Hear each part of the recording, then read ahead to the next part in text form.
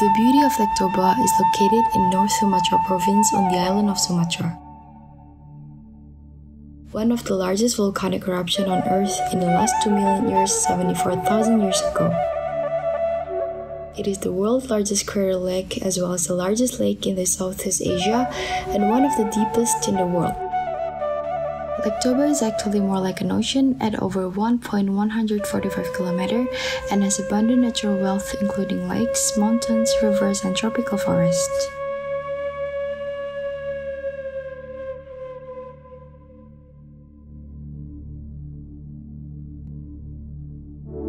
The term Puak represents the subcultures of people in North Sumatra, and there are 4 different Puak that live in the surrounding regions of Lake Toba. These are Puak Toba, Puak Pakpak, Puak Simalungun, and Puak Karo. For these 4 Puak, tradition, beliefs, and music cannot be separated from everyday life, as they have all become integral parts of their culture. Each Puak has a different musical melody, yet they all represent the same meaning, which is a prayer to God.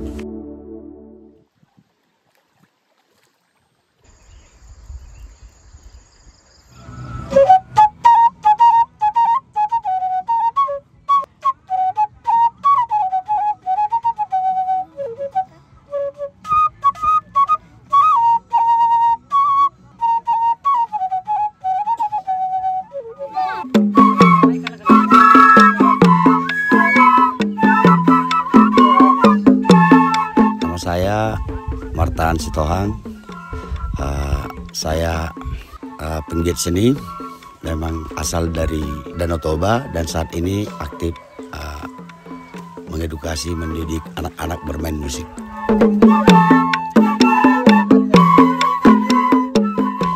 Musik tradisi itu satu identitas budaya. Jadi ketika kembali ke Danau Toba mengedukasi anak-anak bermain musik itu jadi menjadi satu kecintaan mereka ke budayanya gitu. Jadi ya harapan dengan melakukan kegiatan-kegiatan lewat musik akan berdampak banyak juga ke psikologi anak-anak. Ketika membuat dengan pelatihan musik kepada generasi ini, ya artinya pasti dari puluhan anak-anak itu pasti akan ada yang memang yang lebih memaknai dan mencintai musik tradisi itu. Artinya akan tumbuh generasi-generasi yang akan melestarikan dan mensupport kegiatan-kegiatan seperti pelatihan-pelatihan musiknya. Harapannya untuk generasi bahwa dengan melalui musik ya kalian bisa menjadi generasi-generasi yang intelektual dan berbudaya.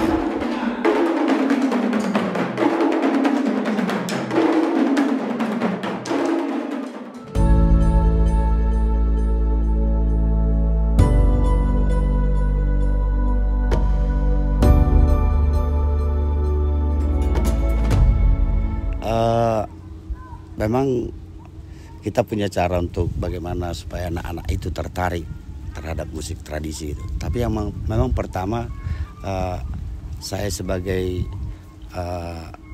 mentor, yang pertama ya memang bagaimana kita bisa berinteraksi kepada anak-anak. Artinya ke psikologinya, ketika kita anak-anak itu nyaman buat kita, itu satu memang yang membuat anak-anak itu akan bisa kita arahkan itu. Jadi lewat seperti musik gitu. Artinya kalau saya mau mengajarkan musik itu ya lebih universal. Bisa eksplorasi gitu. Tapi kembali nanti ketika mereka sudah memahami baru oh ini secara konteksnya begini seperti ini gitu. Tapi paling tidak bagaimana mereka ibaratnya melihat bahwa wah musik Batak itu keren juga ya. Ketika kita ciptakan sebuah eksplorasi dari bunyi yang biasa mereka dengar artinya ya yang normatif lah musik Batak gitu. Tapi ketika muncul yang baru dengan teknik-teknik bermain yang baru mungkin itu akan membuat anak-anak lebih tertarik bahwa wah keren juga ini musik Batak ya.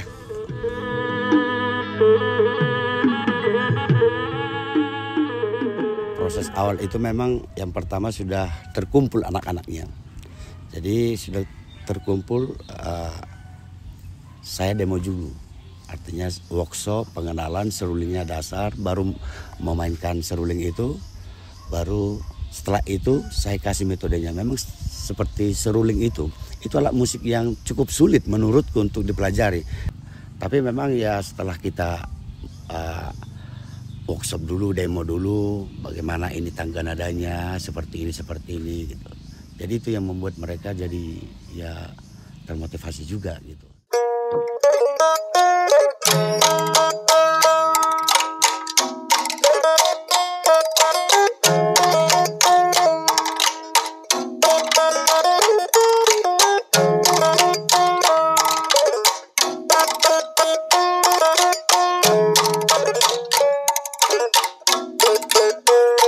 Joshua, nama saya Ramantal Karus Nulingga. Saya lahir di Desa Lingga dan saya juga tinggal di sini, besar di sini.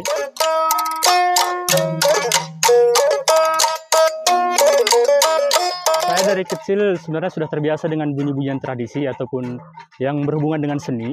Karena keluarga saya juga seorang seniman, pelatih tari di desa ini, baik kakek saya juga. Tapi melihat saya terlalu agak bosan dengan tari, akhirnya saya mengambil jalan yang lain, yaitu fokus ke bidang musik. Mengajari anak-anak sebenarnya aktifnya itu pas ketika kuliah. Saya mengajari di beberapa tempat di Karo, di Siosar, Dokan, dan terakhir saya fokus ke desa saya sendiri.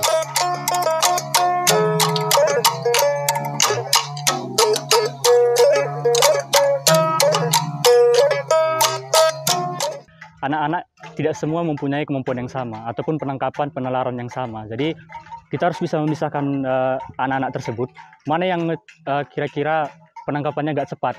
Jadi harus kita pisahkan dan cara metode pengajarannya juga harus berbeda. Kita harus melatih yang penalarannya agak cepat itu seperti apa, yang agak lambat itu seperti apa gitu. Jadi hanya itu sih tantangannya.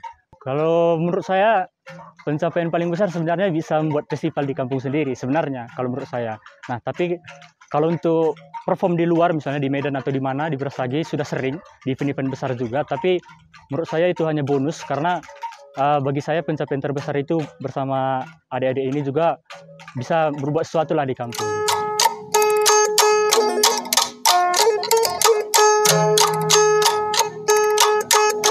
Harapan saya sungguh besar ya, apalagi ada beberapa yang punya keinginan untuk mengambil kuliah seni, khususnya musik gitu. Jadi saya juga mengarahkan mereka, apa yang bisa saya bantu.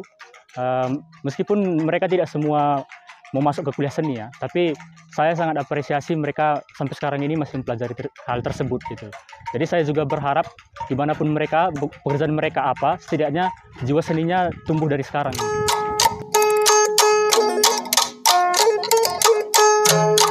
Sebenarnya di tahun 2018 ketika saya masuk di pendidikan musik Unimed, di situ awal mula sekali saya berproses dengan RKI. Kemudian pada tahun 2021, kami akhirnya dibawa ke Samosir untuk membuat salah satu event, di mana rangkaian event ini adalah Lake Toba Tradisional Musik Festival, yang akhirnya melahirkan Eta Margondang. Nah, Eta Margondang ini adalah salah satu grup saya sampai sekarang. Dari tahun pertama sampai sekarang, saya tetap berproses di Eta Margondang. Nah, di Eta Margondang ini juga saya akhirnya menambah wawasan saya dan pengetahuan saya, di mana saya tidak harus mempelajari instrumen dari suku saya sendiri. Mau tidak mau saya juga harus belajar bermain musik Toba, bermain musik Simalungun, dan juga bermain musik Pak-Pak. Jadi sering berkembangnya waktu, setiap tahun Eta Margondang mempunyai event, dan di puncaknya pada tahun ini kita mempunyai event keluar, yaitu di ASEAN, 2 negara ASEAN yaitu Thailand dan Malaysia. Nah, sebelumnya juga kita melakukan tour di Jawa, ada di Jakarta, Bandung, Surakarta, dan juga Yogyakarta. Nah, sampai sekarang kita masih mempunyai mimpi-mimpi di Eta Margondang, bagaimana menghadirkan komposer-komposer muda, ataupun bagaimana kita menciptakan sebuah karya yang berangkat dari idiom-idiom tradisi. Nah, itu yang kita mimpikan di Eta Margondang akan terus terjadi, dan pada akhirnya kita atau saya sendiri tidak harus menjadi seorang player, tetapi saya memberikan kesempatan kepada adik-adik saya yang nantinya masih masuk perkuliahan musik di S1, atau mungkin orang-orang yang dari Samosir, Karo, Pak-Pak, dan Simalungun yang ingin berproses di Eta Margondang, akhirnya mempunyai kesempatan. Jadi kita berharap di Eta Margondang itu ada terus regenerasi.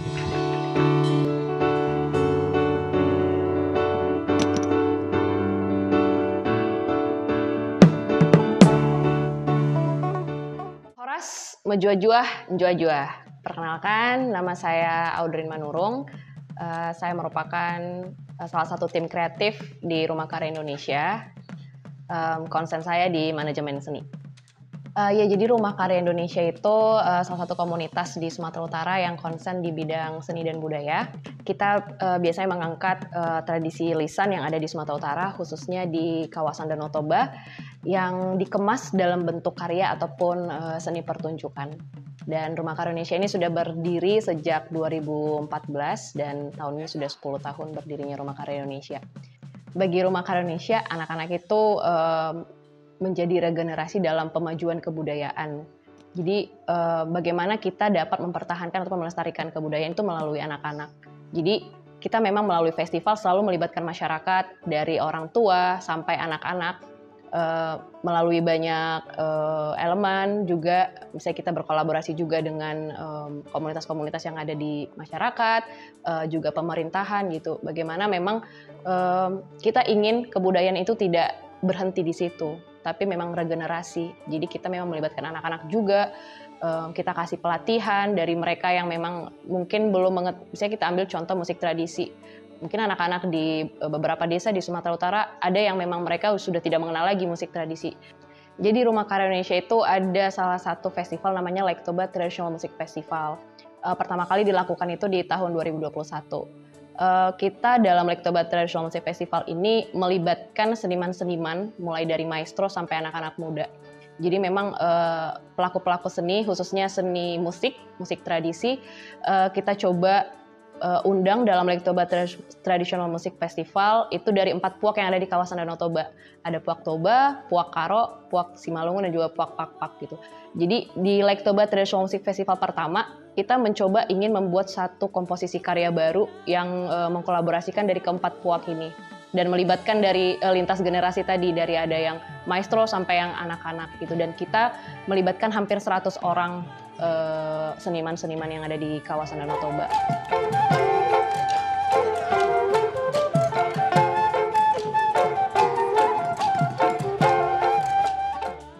Rumah Karya Indonesia juga melalui Lake Toba Traditional Music Festival juga ingin selalu konsisten dalam mentransfer ilmu kepada anak-anak muda di kawasan Danau Toba, karena mungkin kita salah satu yang memang bisa memberi ruang bagi anak muda untuk mereka bisa mengenal musik tradisi, mereka bisa berkarya di Sumatera Utara, atau bahkan mungkin bisa sampai kancah nasional ataupun internasional gitu. Jadi kita tetap mengajak anak-anak muda tersebut untuk mereka bisa tetap berkarya.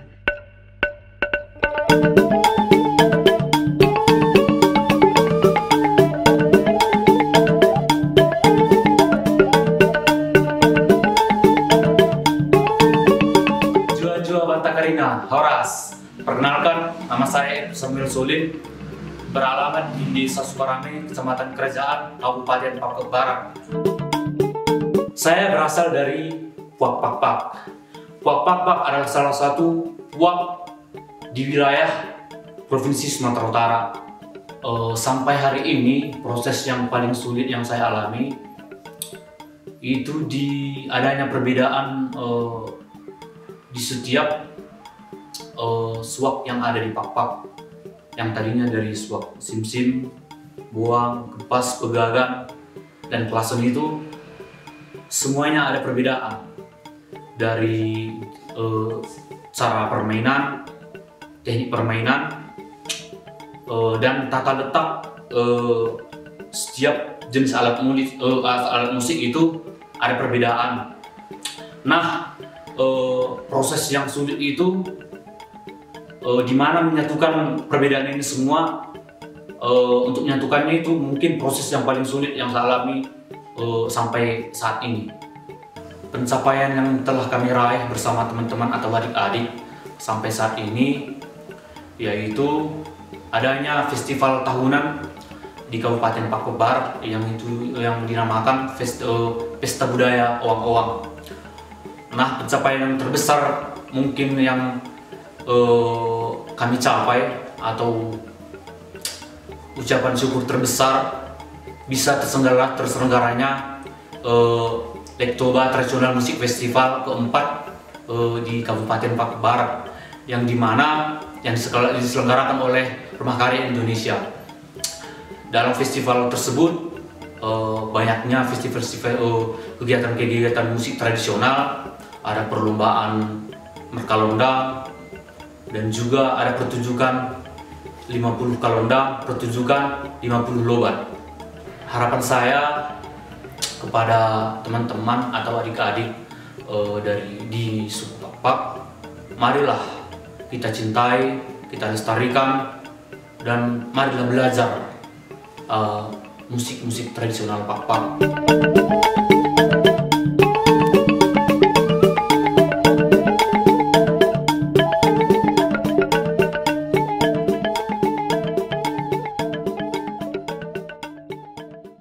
Jojoa, nama saya Blevin Tarigan.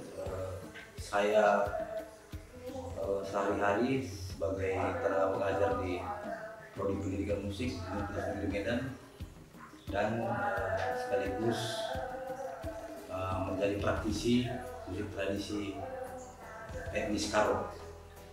Di masyarakat Batak itu ada beberapa buah dalam etnis Batak, itu ada Batak Toba, Batak Karo, Batak Simalungun, Batak Mandailing, Pakpak, dan Angkola. Kalau yang barengan dengan kami, barengan dengan Rumah Karya Indonesia itu di Lake Toba Tradisional Music Festival. Jadi festival ini memang disiapkan untuk musisi-musisi tradisi. Jadi satu panggung besar gitu, yang tadinya seluruh pendukung panggung ini biasanya dipakai untuk ranah musik populer gitu. Tapi di Lake Toba Tradisional Music Festival, seluruh pendukung item-item panggung tadi dipakai untuk tradisi.